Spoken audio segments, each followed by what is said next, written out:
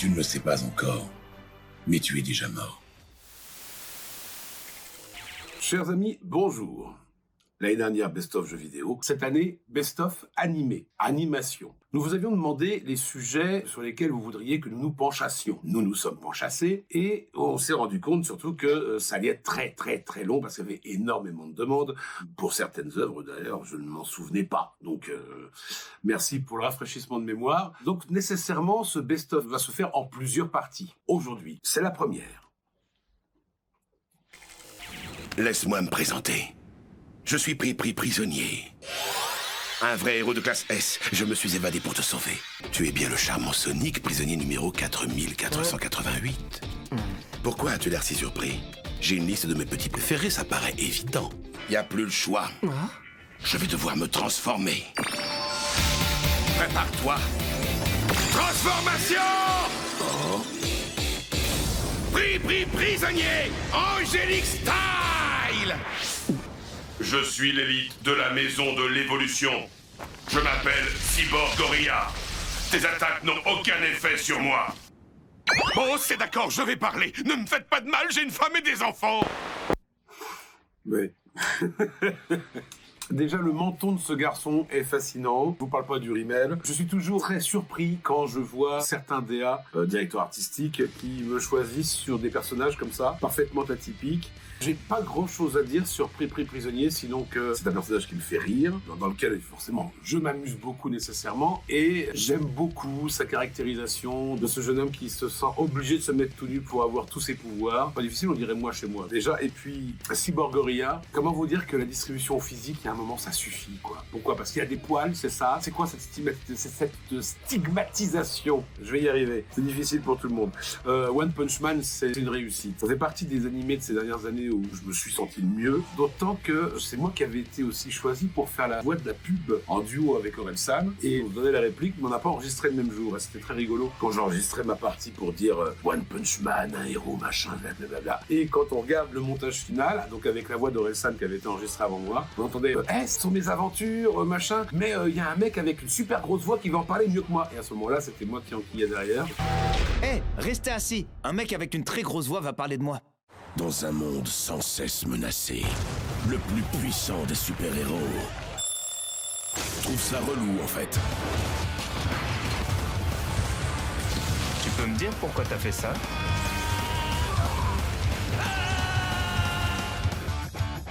One Punch Man, en DVD et Blu-ray Collector, chez Kazé. Oh, je suis enfin reconnu à ma juste valeur. C'est vu que du coup, j'ai réussi à me faire vanner à distance par Orelsan. C'est pas tout le monde qui peut s'en vanter. Hein? Quoi? Ah, il est déjà là. Je ne l'attendais pas si tôt. Enfin, je suppose que je dois aller à sa rencontre, je n'ai pas le choix. Kyoraku, ça. Eh bien, je ne m'attendais pas à de tels compliments, j'apprécie. Mais entre nous, je préférais que tu me parles plutôt de toi. Je te l'accorde, ce sont des fautes très lourdes, mais là où je veux en venir, c'est notre réaction. Premièrement, le retour immédiat et la mise à disposition de Sogigai.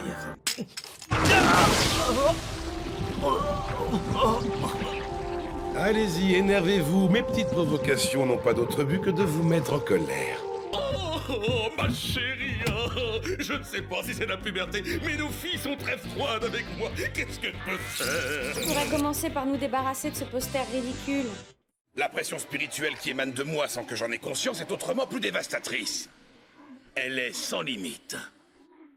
Et je puis même te dire que je n'arrive pas à croire que je sois là à perdre mon temps à combattre contre un petit gars de ton niveau.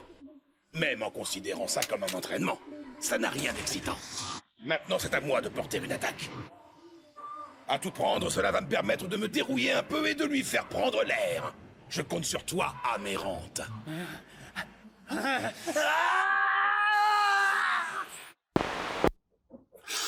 Bleach, 7 ans de ma vie, 2007-2014. Donc là, il y avait Kyoraku, Aizen, Isshin Kurosaki et Kenpachi Zaraki. J'aurais un paquet de trucs à raconter, là. Notamment sur pourquoi j'en fais autant. Pourquoi j'en fais autant? Parce qu'on était assez peu nombreux. Parce que personne s'est jamais posé la question des conditions dans lesquelles on effectuait ces doublages comme ça, sur des œuvres aussi conséquentes que Bleach ou même Bobobo qu'on faisait à peu près à la même période, avec un nombre de personnages absolument incalculable et avec un budget comédien tout petit, mais ridicule. Et j'ai commencé la série avec 17 acteurs et quand je l'ai terminé, on était 76 ou 78, si mes souvenirs sont justes, avec en plus une réduction du budget acteur de 30% entre. Donc c'est pour ça qu'on se retrouve chacun à faire 85 personnages parce que simplement on n'avait pas le choix et que l'éditeur s'en foutait. Donc pour moi, les bons souvenirs, le premier à être arrivé c'était Ishin Kurosaki évidemment, puisque Ishin c'est le papa d'Ichigo, donc dès le début de l'histoire il est là, complètement farfelu, complètement fou. Et surtout quand je pense que par moment j'ai pu me plaindre de mon père, heureusement que j'en ai pas eu un comme ça. Ça c'est un papa qui a des problèmes relationnels avec ses mômes quand même, que ce soit d'ailleurs Ichigo ou que ce soit les filles. Kenpachi Zaraki, c'était le personnage défouloir. Je me suis amusé sur celui-là comme un fou. Il y avait aucune limite avec Kenpachi. Je pouvais même en rajouter moi. C'était jamais hors sujet puisque ça c'était toujours beaucoup. C'était jamais trop ce genre de personnage. Il n'y a que dans l'animation qu'on peut trouver ça. Il y a zéro limite. Le type il va faire un combat qui va durer 100 ans. Il lui manque des bras, il y a du pisse le sang de partout, il est machin. Et là il y a sa nana qui déboule et qui fait ah ben aujourd'hui Kenny s'est bien amusé. Ouais, parce que il est comme ça. L'ultra-violence, c'est son petit déjeuner, donc ça marche. Et Kenpachi, c'est un très très bon souvenir. Ishin aussi. Pour Kyoraku, ça a été un peu plus compliqué, parce que là, j'arrivais déjà, j'en avais fait quelques-uns, déjà des personnages, et c'était un personnage qu'on découvre dans la Soul Society, donc après le 25e ou 30e épisode, c'est-à-dire que nous, on faisait les choses par tranche de 13. Donc, à part quand on arrivait à la fin de la deuxième session d'enregistrement, on était dans le monde normal avec l'apparition de Shinigami et de Holo, mais rien que très normal en réalité. Et là, on arrive dans la Soul Society, on arrive dans la dimension spirituelle de la chose. Et c'est là où on se retrouve en fait avec des capitaines qui passent leur temps à se foutre sur la gueule, avec des compagnies partout, enfin bon, lutte de pouvoir, enfin comme quoi le paradis est pavé de bonnes intentions. Normalement c'est l'enfer, mais là en l'occurrence normalement ça devrait être le paradis. Et donc on se retrouve avec des troupes, avec des capitaines, des vice-capitaines, j'ai toujours le même nombre d'acteurs, je me dis bon bah forcément je vais en prendre un. Et quand je vois Kyoraku, qui a quelques points communs avec Pri Prisonnier. Ce que j'aime, c'est la force tranquille du gars totalement sûr de lui, extrêmement viril, un héros type années 50, mais comme certains héros type années 50 qui aiment bien les fleurs. Et à ce moment-là, j'ai associé ça à Jean Marais. Je sais pas pourquoi, j'ai associé à Jean Marais. Physiquement, il lui ressemble pas, mais c'est l'association qui s'est faite dans mon esprit. Mais enfin, commissaire, Fantomas, c'est du cinéma. Et donc, je me suis dit, tiens, je vais sinon imiter, en tout cas, évoquer Jean Marais. C'est comme ça qu'est arrivée la voix de Kyoraku. Et puis, il y a Sosuke Aizen. Alors là, Aizen, c'était ma bête noire. C'est l'erreur de casting par absolu. C'est là, pour le coup, pareil, par souci d'économie. On voit arriver un petit perso, il déboule, il raconte 2-3 trucs, il meurt dans la foulée. Puis bon débarras, il a servi le temps de 2 épisodes, et puis on le reverra plus. Comment imaginer que 200 épisodes plus tard, ça allait devenir le boss ultime, supra-méchant, et qui allait éjecter pendant des heures? Moi, pour me distinguer des autres personnages que je faisais déjà, donc dans mon médium grave ou dans mon grave, Aizen, je le prends dans mon léger. Sauf que quand on est médium ou grave, enfin en tout cas pour moi, taper dans mes légers, c'est épuisant. Et je me suis épuisé sur Aizen. Enlever le graillon, mal léger, très honnêtement, je ne suis pas sûr qu'aujourd'hui je serais capable de refaire ça. Le temps passe, la voix s'aggrave, il y a quelques cartouches de club qui sont passées par là aussi, j'ai la voix qui donc naturellement est descendue, et puisqu'on parle d'avenir, on parle de la série Bleach qui va arriver l'année prochaine, est-ce que je la dirigerai? Est-ce que je serai là sur mes personnages? Est-ce qu'il y aura un changement de cast? J'en sais rien du tout. Il y a déjà eu un film live action qui a été dirigé par quelqu'un qui visiblement n'avait pas l'air de savoir qu'il y avait une série qui s'était faite avant, avec de mon point de vue un certain nombre d'erreurs de casting. Là, je ne sais pas si ce qui va se passer l'année prochaine, j'en ai pas la moindre idée. Ça sera peut-être le moment, éventuellement, de changer de casting sur Aizen. Les autres, si je peux les garder, je serais bien content. Tiens, votre avis là-dessus, si je lâche Aizen, vous m'en voulez ou pas? Parce que moi, honnêtement, ça me rendrait service. Je vous le dis, parce que c'est très difficile. Pour moi, c'est très très difficile. La morale est le seul moyen qu'ont trouvé les faibles pour se protéger. Mais vous savez comme moi que c'est contre nature. Depuis la nuit des temps, les forts ont toujours dévoré les plus faibles. Ils s'accaparent pouvoir et richesse. Les forts engloutissent le monde et c'est pourquoi c'est à nous, Britanniens, de le rappeler aux autres peuples. Et que vive Britannia!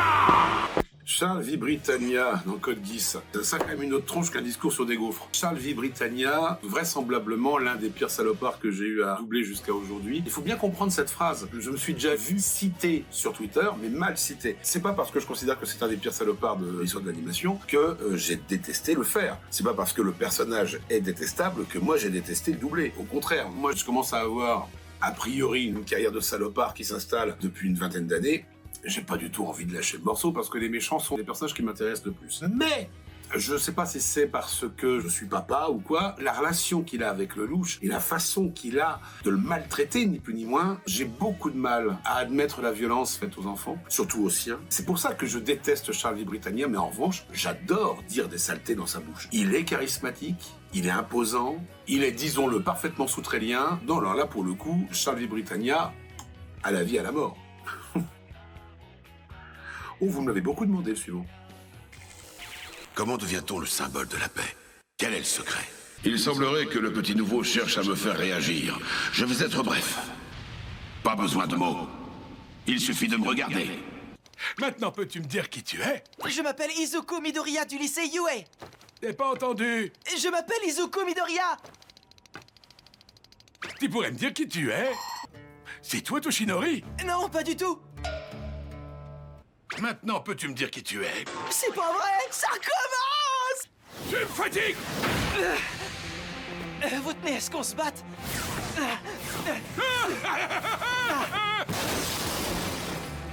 T'as pas vu de quoi j'étais réellement capable tout à l'heure, hein? Tu as l'immense honneur d'être le 9e détenteur du One for All. Je n'en reviens pas que tu sois un pleurnichard pareil. C'est triste à dire, mais j'ai bien l'impression qu'All Might a fait un choix de débutant. My Hero Academia. Alors ça, c'est rigolo. Quand je vais pour enregistrer, c'était la même chose avec les jeux vidéo d'ailleurs avant, c'est je viens, j'enregistre, après je rentre à la maison. Il est assez rare que je consomme de l'animé. Je me suis fait quelques trucs auxquels j'ai pu participer, mais c'est pas mon quotidien en réalité. Et je ne pensais pas, alors celle-là a eu un impact considérable. Alors déjà Bleach, c'était phénoménal, mais alors My Hero Academia, Endeavor, on m'en parle, mais tous les jours. Je reçois sur Twitter des messages où tous les jours Endeavor est cité, où on me met en copie, où je reçois des trucs. C'est assez rigolo. Et alors, j'ai une petite anecdote marrante qui ne concerne pas les enregistrements. En plus, l'œuvre n'est pas terminée, donc je suis quand même tenu à une certaine réserve. Mais au mois de novembre, j'étais à Metz pour une soirée cosplay. Donc coucou Chouk, coucou Stan, coucou la Lorraine, coucou Amélie. Et donc, je suis dans la salle, 1 heure en avance, on m'a prévu un passage vers 21h, il est 20h et à ce moment-là, il y a un concours de cosplay. Et je suis dans la salle, les gens qui étaient tout autour de moi, peut-être que le mètre carré qui m'entourait m'avait reconnu, mais j'étais pas annoncé, quoi. Il n'y a pas eu et maintenant Frédéric Soutrel, pam pam pam pam. Non, ça s'est pas passé comme ça. Je suis arrivé un peu comme un garçon discret comme je puis être. En plus j'avais une faim de loup, enfin donc je suis surtout allé aller me restaurer, boire un coup et aller dans la salle pour voir ce qui se passait. Et là en l'occurrence c'était donc un concours de cosplay. Et très curieusement sur la scène, là où avait lieu le concours, l'animateur qui avait le microphone, lui me voit dans la salle. Et parmi les cosplayers, il y avait une cosplayeuse qui avait le costume de Shoto. Et donc la présentation de l'artiste, oui donc le cosplay Shoto, mesdames et messieurs, lui il m'a vu, l'animateur. Il fait d'ailleurs si par aventure dans la salle traînait un Endeavor, qu'est-ce qu'il pourrait bien lui dire? Et moi donc je suis dans la salle et à ce moment-là je me mets à brailler un shot comme ça, la gamine sur le plateau qui à ce moment-là me voit, percute qui je suis, la petite larme qui coule, c'était vraiment super mignon. Accessoirement j'ai passé une merveilleuse soirée, il va falloir réitérer les gars, puis il va falloir m'inviter à chaque fois parce que c'était vraiment trop cool. Et par parenthèse, je vais en profiter pour faire un coucou à mon copain Pestel qui était avec moi et avec qui j'ai bien rigolé aussi. Sur l'autre personnage, Grand Torino, celui-là, c'est une gourmandise pour moi. Ça fait partie des personnages que je prends toujours plaisir à faire parce que j'adore faire les petits vieux, surtout quand ce sont des petits vieux totalement excentriques. Et pour l'anecdote, c'est parce que j'ai fait Grand Torino dans My Hero Academia que j'ai été choisi pour faire le Grand Schtroumpf dans une pub qui est sortie à la rentrée. Vous allez voir un tout petit bout parce que je pense qu'on n'a pas le droit de passer la pub. Quick. C'est la rentrée, mes petits, je trouve. C'est pas moi. Collectionne les 5 superbes fournitures Schtroumpf dans ta Magic Box. Bon allez, suivant. Chacun des 9 titans primordiaux possède un nom qui lui est propre. C'est donc aussi le cas de celui que je m'apprête à te léguer. De tout temps et en toutes circonstances, ce titan a fait preuve d'une grande volonté. Il est toujours allé de l'avant, porté par sa quête de liberté. Et il a toujours été prêt à se battre pour l'obtenir.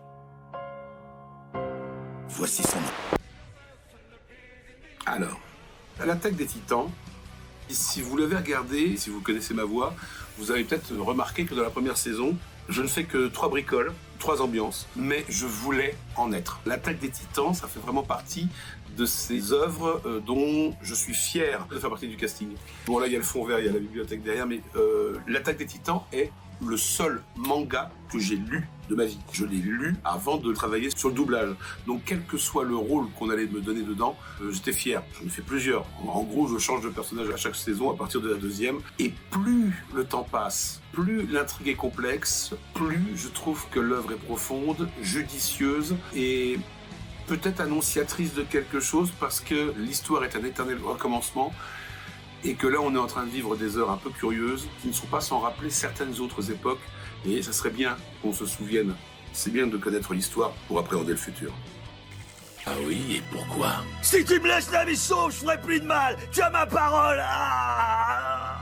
Je ne peux plus rien pour toi. Lorsque j'ôterai mon doigt de ton front, tout sera fini. Quoi? Non, c'est une plaisanterie. Non, je ne plaisante jamais. Par le passé, on a enlevé et tué la femme que j'aimais. Je ne pouvais pas laisser faire ces fils de chiens. Sans rien faire. Julia. Et ce qui est terrible quand on fait partie de ma génération, c'est qu'on a grandi avec ce genre de personnage. Là, en l'occurrence, c'est Kenshiro. Et Ken le survivant, quand j'étais gamin, il y avait une VF complètement salopée, mais volontairement. C'est pas très difficile, le mensonge se lit sur ton visage. Quoi?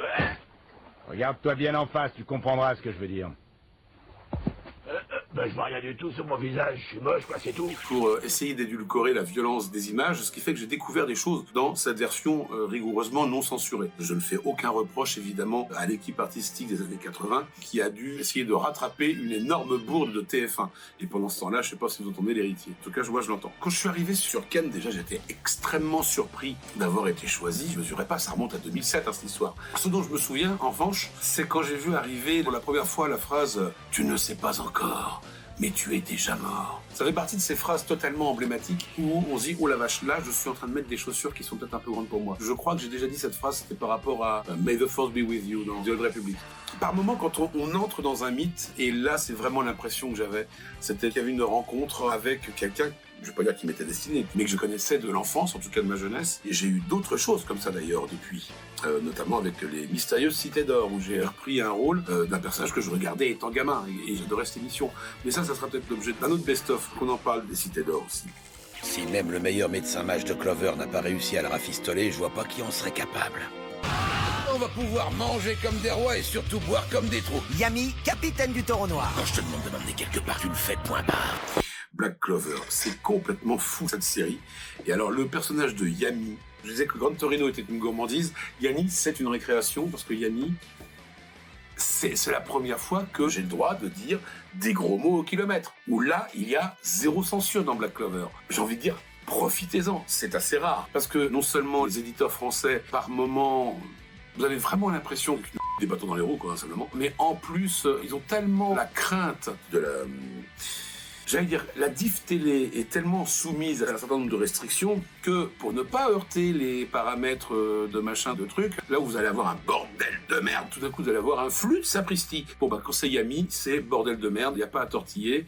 Et donc nécessairement, en tant qu'acteur, on se lâche. Et à partir du moment où on se lâche et où ça rentre dans le regard du personnage qu'on double, c'est, j'allais dire, on fait ton sur ton à ce moment-là. Donc moi Yami, c'est vraiment un personnage pour lequel j'ai une tendresse folle. Oups, je voulais pas vous bousculer. Je vois très bien où vous voulez ça va aller, là. monsieur? C'est pas de chance, hein? Mais en même temps, vous aviez la tête ailleurs. C'est bon, ça va aller, rien de grave. On fait tous des erreurs, vous serez pas le premier ni le dernier. Mais attendez, vous ne seriez pas japonais par hasard? Si? Pourquoi cette question? Mais c'est que ça change tout ça! Alors, Madame Linker, je vois très très bien où vous voulez m'emmener. Parce que vous savez très bien que JoJo's Bizarre Adventure, c'est en cours d'enregistrement, donc je signe quand même là pour le coup des clauses de confidentialité. Je ne vais absolument pas développer sur le personnage de Joseph, mais j'ai quand même une anecdote à raconter. Ce qui est très très rigolo, c'est que parmi mes élèves, j'en ai une qui est une folle furieuse de JoJo's Bizarre Adventure, c'est pas difficile. En dehors de Molière et Marivaux, dès qu'elle cite une œuvre, c'est celle-là. Et un jour, elle en discutait avec d'autres élèves, et plusieurs fois, j'ai entendu ce titre, Jojo, jusqu'au jour où je reçois un coup de fil du directeur artistique qui me propose de faire les essais sur le vieux Joseph. Et non seulement cette jeune fille, elle nous a parlé de Jojo, mais en disant « Oh là là, Fred, sur le vieux Joseph, ça serait formidable, ça serait formidable. » Moi, je connais pas l'œuvre, je connais pas le personnage, j'écoute ce qu'on me dit, moi je dis « Bah écoute, si jamais un jour, sait-on jamais ?» Et lorsqu'on me le propose, à ce moment-là, je pense à elle immédiatement en me disant « Bon sang, cet essai-là, faut pas que je le rate, uniquement pour faire plaisir à mon élève. » Et le jour où j'ai eu confirmation que c'était moi et où je l'ai enregistré, ça fait 27 ans que je donne des cours de théâtre, j'ai jamais pensé à une élève aussi intensément qu'au moment de l'enregistrement de Jojo. C'est un hommage, c'est pour toi. Tu peux me faire autant de lèche que tu veux, ça ne changera rien. Je me fous de ce que les gens racontent. La seule chose qui m'intéresse, c'est la défaite que tu viens de subir. Tu as perdu le combat, Yanagi, et il est temps pour toi de déposer les armes. Baki. Là, pour le coup, on peut pas vraiment dire que ça soit distribué au physique, sauf quand j'ôte ma veste, bien entendu. Ça me fait penser à un autre doublage, mais alors c'était un film cette fois-là. C'était, comment ça s'appelait ? Chappie. Le rôle de Hippo dans le film Chappie. Et vous êtes en train de vous demander, mais pourquoi il parle de ça ? Mais vous allez voir. Quand j'arrive sur l'enregistrement de Chappie, le doublage était dirigé par Virginie Méry, que j'adore. La première chose que me dit Virginie, c'est de me dire « Écoute, j'ai pensé à toi tout de suite parce qu'il n'a rien d'humain. » C'est le sentiment que j'ai eu en arrivant sur Baki, quand je vois ces personnages qui sont parfaitement simiesques, tout en muscles, sont des monstres. En réalité, ce sont des monstres. Et plus le temps passe, plus ils se développent, parce qu'il faut quand même essayer de renouveler. Là, on en est à quoi, 2 ou 3 saisons, je ne sais plus. Mais en tout cas, ça continue. Et donc, forcément, vu qu'ils se battent les uns les autres, machin, faut bien qu'il y ait d'autres ennemis. Et vu le gabarit des premiers ennemis, les suivants peuvent pas être plus petits, peuvent pas être moindres. Donc là, maintenant, mais c'est complètement hallucinant. Là, on oublie tout degré de crédibilité, tout degré de naturalisme ou de réalisme. On est dans la fantaisie et la violence la plus absolue. Ça se tape dessus et tout le monde prend son pied à ça. Donc, ma foi, tant mieux. Voilà pour cette première partie de Best of, chers amis. À suivre bientôt la suite. En attendant, je vous dis à très très vite. Ciao. Chérie,